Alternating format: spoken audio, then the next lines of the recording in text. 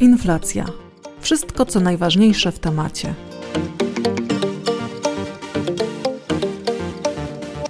Temat inflacji staje się ważny, gdy zauważamy, że ceny w sklepach rosną szybciej niż zwykle. Proces wzrostu przeciętnego poziomu cen nazywamy właśnie inflacją. Jest to zjawisko, które wiąże się ze spadkiem siły nabywczej pieniądza, czyli za tę samą kwotę pieniędzy jesteśmy w stanie nabyć mniej towarów, gdyż są droższe.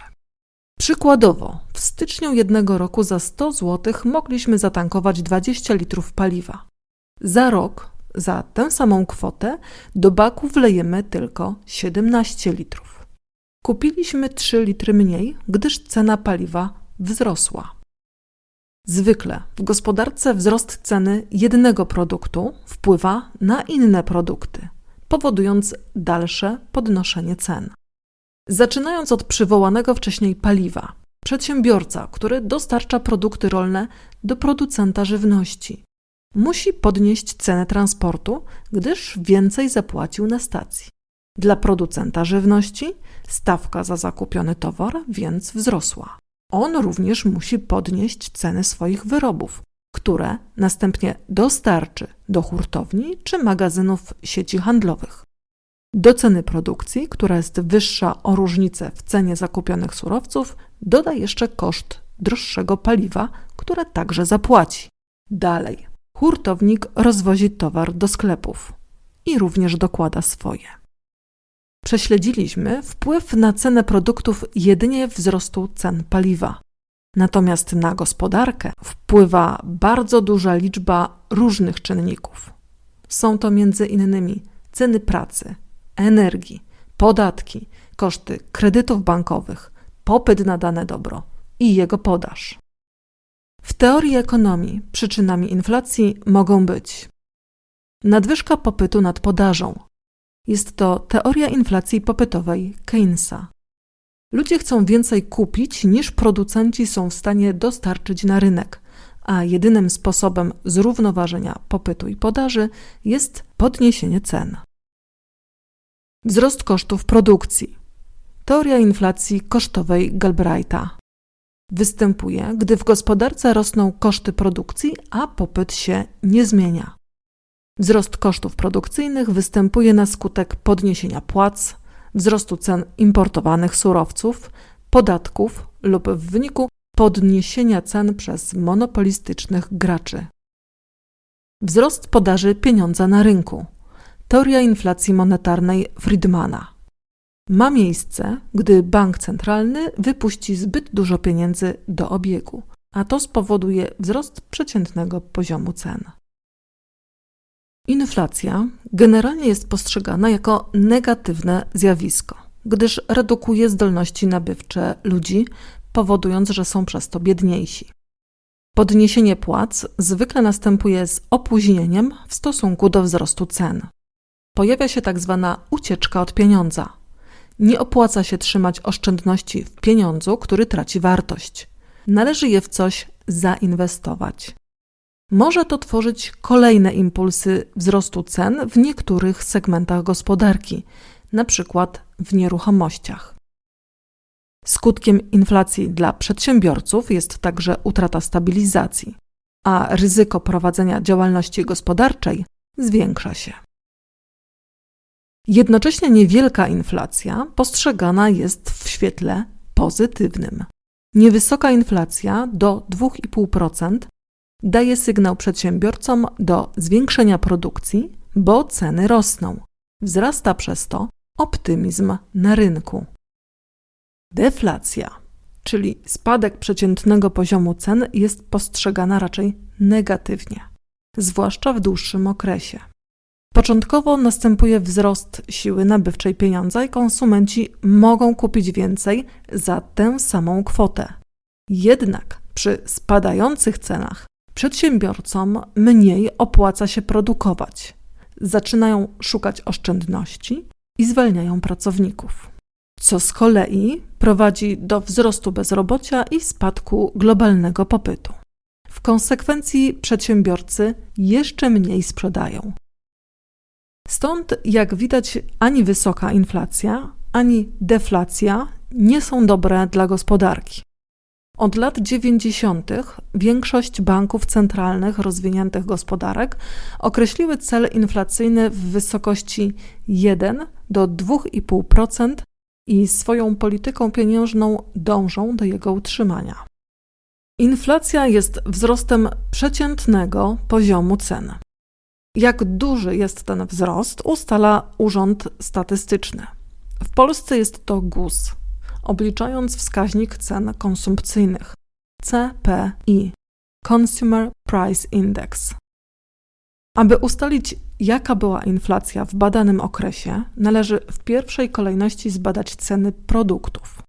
Ze wszystkich towarów i usług dostępnych na rynku do badania wybrano około 1500 takich, których udział w wydatkach konsumpcyjnych gospodarstw domowych jest największy. Wydatki te tworzą tzw. koszyk inflacyjny, który corocznie jest aktualizowany. Źródłem danych o wydatkach konsumpcyjnych jest badanie budżetów gospodarstw domowych prowadzone metodą reprezentacyjną, co umożliwia uogólnienie uzyskanych wyników z określoną dokładnością na wszystkie prywatne gospodarstwa domowe w kraju. W każdym roku objętych badaniem jest ponad 37 000 mieszkań.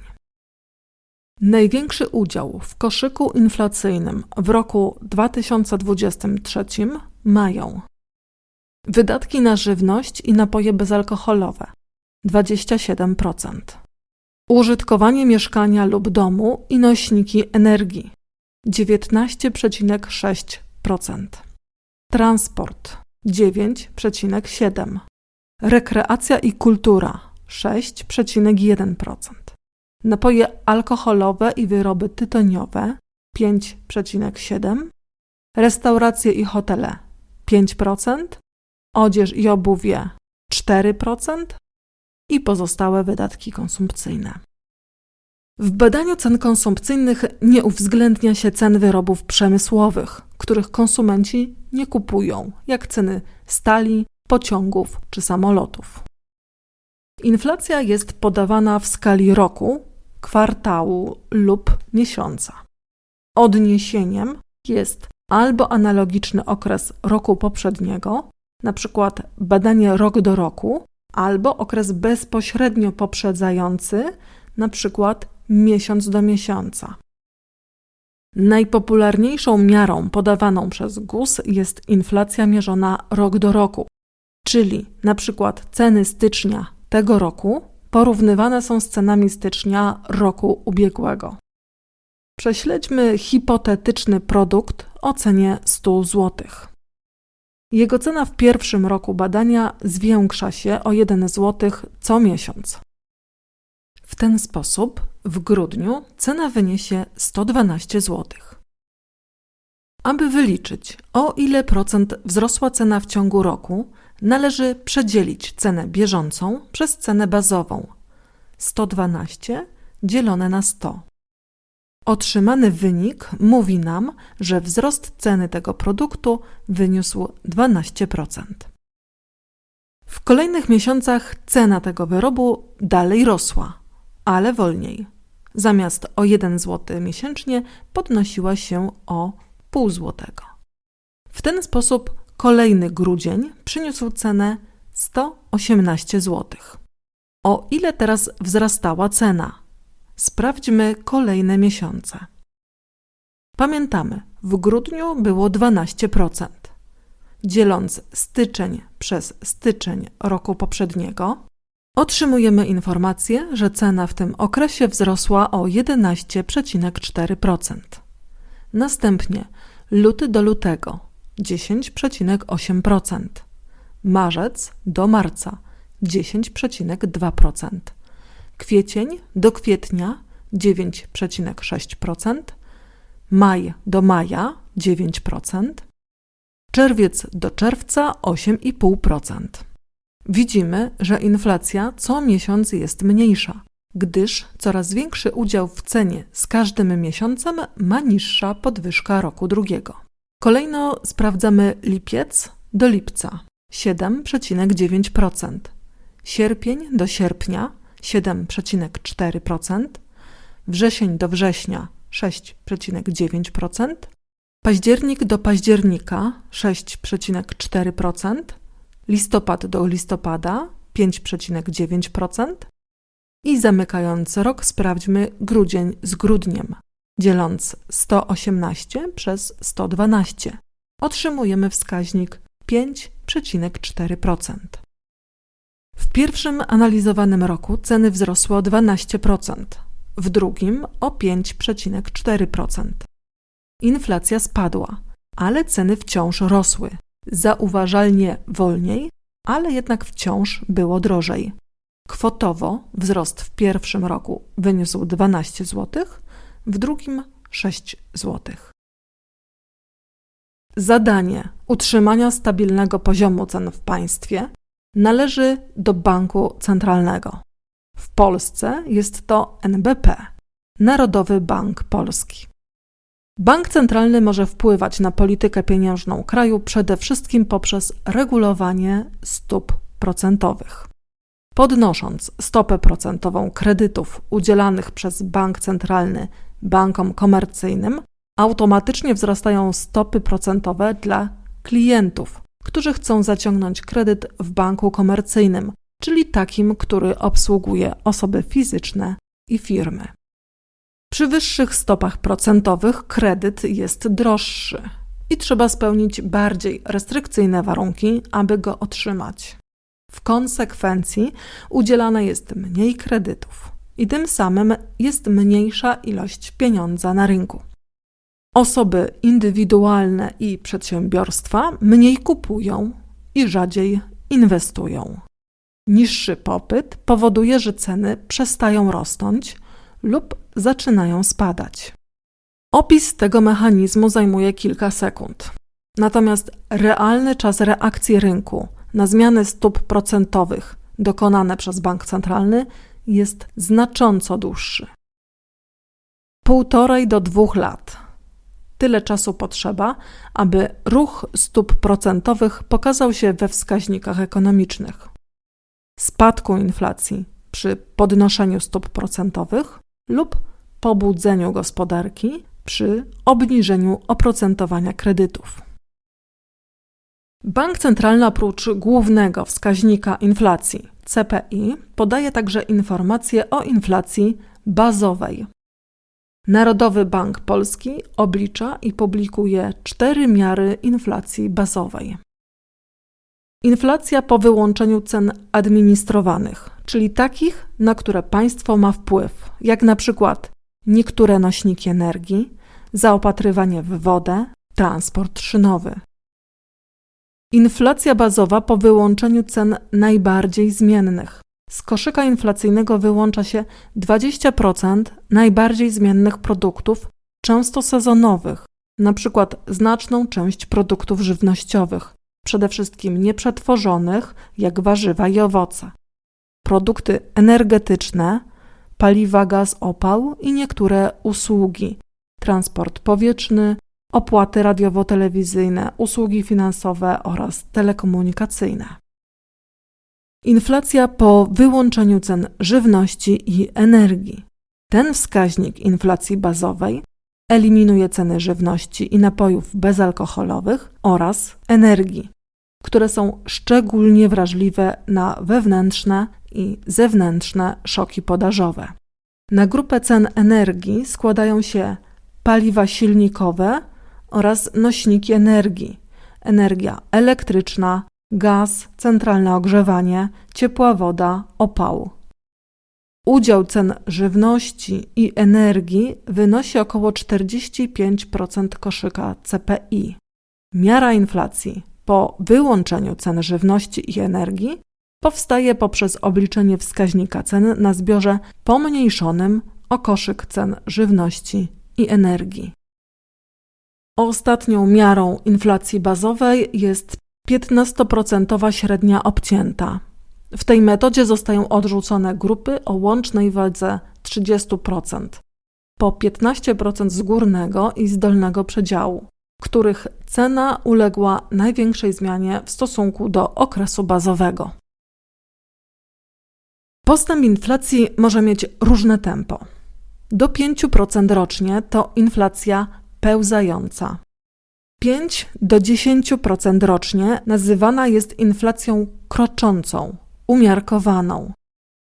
10 do 150% rocznie to inflacja galopująca. Powyżej 150% to już hiperinflacja. W Polsce hiperinflacji doświadczyliśmy w latach 1919-1923. Po odzyskaniu niepodległości, na skutek trudności gospodarczych i deficytu budżetowego, dodrukowano pieniędzy w sposób nadmierny, czego rezultatem ówczesna waluta marka polska straciła na wartości. W odniesieniu do dolara amerykańskiego kurs tej waluty wzrósł z 9 marek w 1919 roku do 6 milionów marek w 1923 roku. W tamtym czasie Polska nie była wyjątkiem z trudnościami gospodarczymi, gdyż wielki światowy kryzys odbił się na większości gospodarek. W okresie powojennym wysoka inflacja dawała o sobie znać kilkukrotnie. W 1953 roku wyniosła 42%, w 1982 roku ponad 100%, co jak wiemy pokrywa się z okresem stanu wojennego.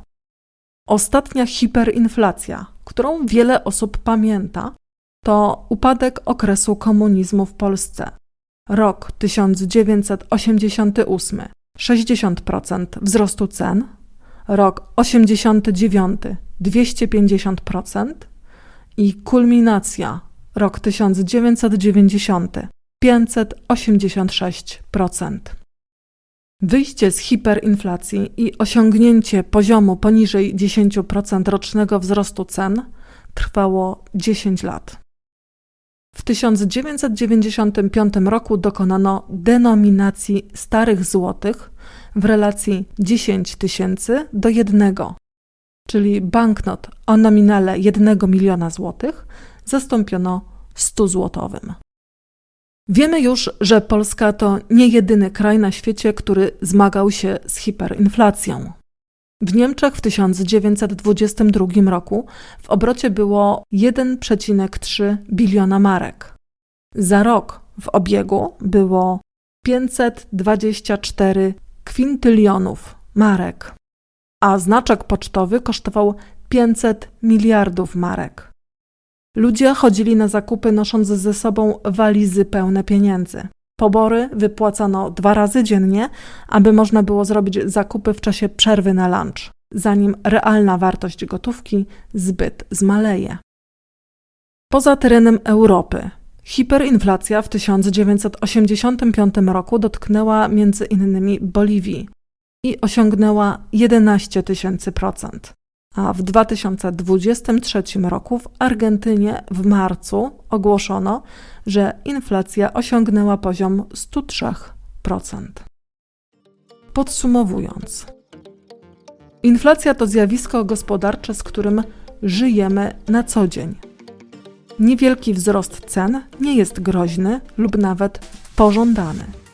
Natomiast niepokojące są wszystkie wyniki powyżej 10% rocznego wzrostu cen, gdyż gospodarka jest systemem naczyń połączonych i podwyżki mające miejsce w jednym sektorze w krótkim czasie przenoszą się na kolejne, co może nakręcić niekontrolowaną spiralę inflacyjną. Dlatego ograniczenie inflacji powinno być priorytetowym działaniem banku centralnego.